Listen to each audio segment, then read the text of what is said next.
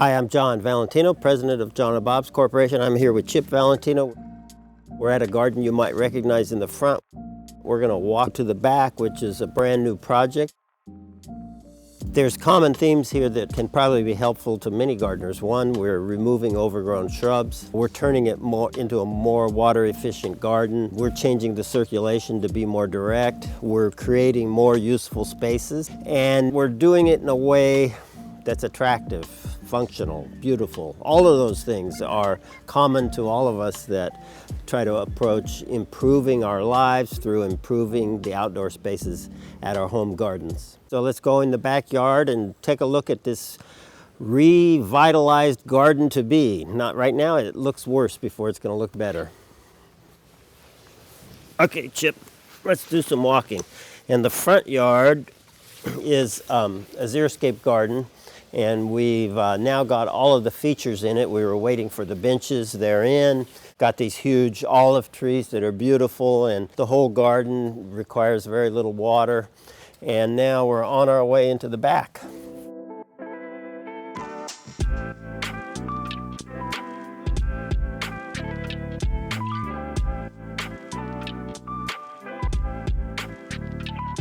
We're putting in a new drainage system. We're putting in a new circulation system, a brand new lawn, an interesting double row of trees.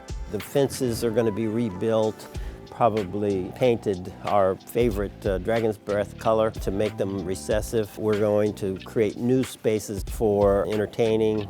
So it's lots of improvements like that that were all spurred by the motivation of wanting to get rid of this large and very deep koi pond, which was perceived as dangerous, particularly for kids and grandkids. Hey Jack, do you have your plan close by? The plan? Okay, so it's easier to explain it on the plan actually. As part of what we're going to be doing, this drainage system is over 20 years old and probably plugged with roots and stuff. We'll be renovating it and replacing it in spots and getting this garden to drain much better. You can see with the rain last night, it doesn't drain that great. So we'll be working on that. There it is. So all of this walkway is what we're taking out right now. And we broke it up with a jackhammer on all of this, all the way up to the pool. They found that this area, they never used it. This is the existing lawn with planting areas, and we're changing all that. And then the new design, essentially right around the area where the koi pond was, we're going to have a big, large flagstone paving area that'll have furniture on it. And so this has a direct relationship to the pool and a relatively strong relationship to the house. And then you can see the circulation changes to much more direct one. This is going to be new, but we're going to match the existing paving, and it's going to come to this big area. And then in these squares will be relatively large Palo Verde trees. We have big Japanese maples that are going to be a challenge to move, but we're going to move them into a side yard where the owners want them. And then a small dwarf Japanese maple, which we're also going to move.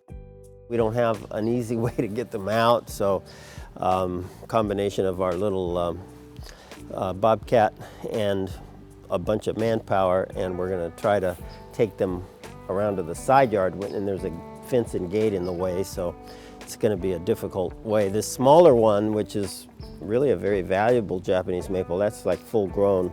It has very finely divided, dissected leaves. That'll be easier to move, and we're going to move that to an area here in the backyard. And then when we get those out, then we grade this, and then we put in this big flagstone courtyard area. In addition to getting rid of the dangerous koi pond from a water standpoint, they also wanted to open up views to the golf course. They want to be able to have some screening of that golf course, particularly the part of the golf course that isn't attractive, but they want to be able to see over the plants into the part of the golf course that is attractive. We'll be replacing it with lower planting and try to accentuate some of these views out of certain windows. to get to the golf course is back in here. We're opening that up so he'll have access to it. It's been blocked by plants. And so that's the concept of the new design. Pretty much all necessitated by the fact that they wanted to take that koi pond out. Once that was identified, then everything in the garden changed. The gazebo stays as is, and it's existing. We're going to try to screen this house next door with big evergreen screening shrubs, and there's pool equipment here and such, and we'll be screening all of that. As part of the renovation, we'll be putting in a brand new irrigation system that goes along with the concept of using much less water in this garden. Even though we're going to have a lawn, it's going to be Tiff-Tuff hybrid Bermuda, which I've found uses about the least amount of water of any of the hybrid Bermudas, and it's really pretty water efficient. The lawn itself will have some type of big rotor sprinkler that applies water at a slow rate. We're going to redo all of the planting areas with drip and make it a water conserving garden that applies water very judiciously. This garden also has a side yard which is not being renovated at this time, so it'll stay like this for a while, except for one small portion of it, and that's this lemon arbor. You can see what they had in mind was what these photos represent, these photos from the Santa Barbara area. If you want a lemon tree to grow like an arbor, it's going to take constant training and pruning, like once or twice a year at least.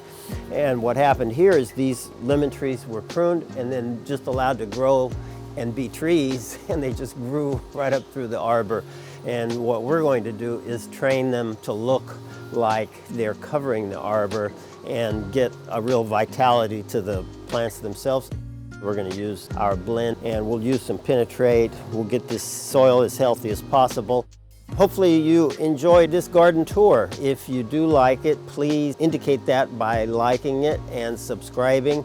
And in subscribing, you'll be able to see as we progress through this garden. And if you enjoy these types of garden tours and walkthroughs, let us know specifically what might interest you even more than what we've shown you here today.